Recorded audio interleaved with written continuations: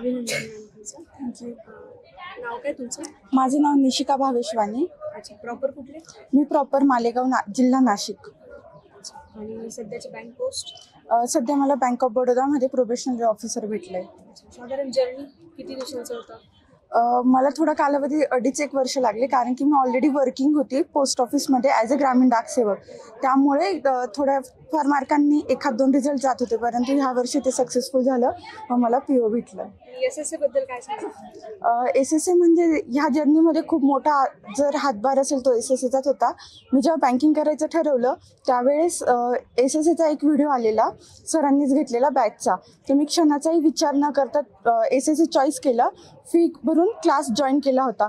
तो माझा पहिला डिसिजन हा योग्य ठरला आणि त्याच्याचमुळे आज हे सक्सेस भेटलं आहे.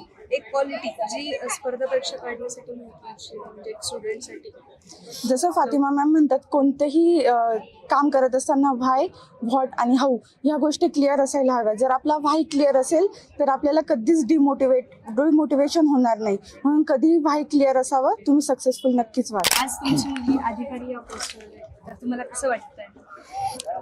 सगळ्या पॅरिसला तर आळतच होतो. असं काही प्रसंग घडला असेल ना की मुलगी? हो, ती म्हणजे छोट्या रूप बदलून मोठ्या ह्याच्यावर गेली. ती जॉब करायची आणि 2 वाजायला यायची आणि 2 वाजेनंतर मग अभ्यास करायची पूर्ण. वर्किंग करून ती पोस्टातला जॉब करून मग ती अभ्यास करायची आणि मग यशस्वी झाली ती. आणि ते फक्त शुभम क्लासेसमुळे झाली, शुभम अकॅडमीमुळेच झाली.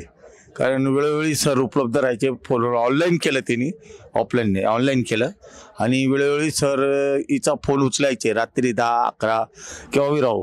शुभम सर कायम उपलब्ध असायचे हिच्यासाठी, कंटाळा करायचे नाही. त्याच्यामुळेच यशस्वी व्हायचं. पालकांपेक्षा शिक्षकांचं जास्त लक्ष पाहिजे असतं आणि तसंच यांनी केलं. ती तर पहिल्यापासून हुशारच होती. ती एक असा प्रसंग होता, ती 2रीला होती, तर सकाळ रंगभरा स्पर्धा होती. त्याच्यात मी थोडंसं तिला सांगितलं, मी शाळेत आहे त्याच्यामुळे तिला सांगितलं की बाई असा रंग भर. घरी येऊन ती खूप रडली, का की मला तुम्ही कॉपी करून सांगितलं. मला सगळे 2रीला असताना तेव्हापासून कळालं की आपली मुलगी काय आहे बुवा, कॉपीमुळे नाही. तर ती आजच परत आली बुवा.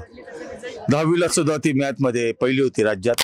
कसं वाटतं आज मला खूप आनंद होऊन राहिला. सांगताना कसं वाटतं? सांगताना बहुत आनंद होऊन राहिला. थँक्यू.